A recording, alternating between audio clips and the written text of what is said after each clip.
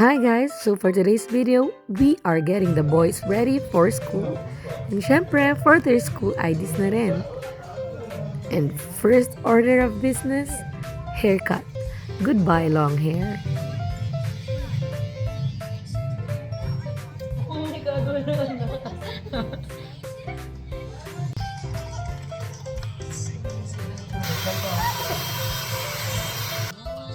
Grabe, sobrang pogi naman talaga ng mga anak ko. Parang may lahi.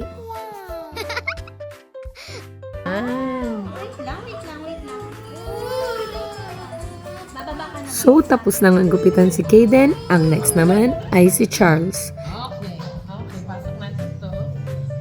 Look up. Iyak rin kaya si Charles?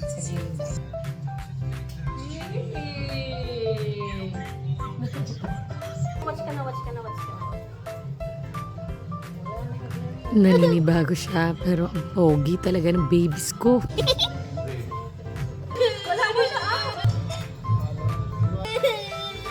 Actually, gusto ko yung ganitong feeling yung umiiyak sila, tas kailangan nila yung mama nila.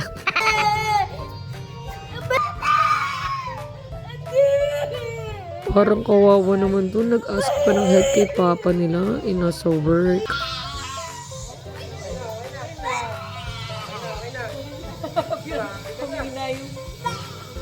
All done! Ready for school IDs na. Siyempre, hindi pwede makalimutan si Burger.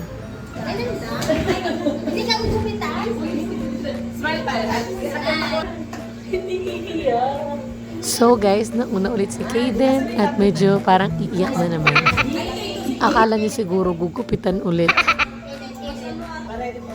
All done and you can play with Ate Norly na. Next is si Charles, guided by their nanay-nanayan, Ate Lani.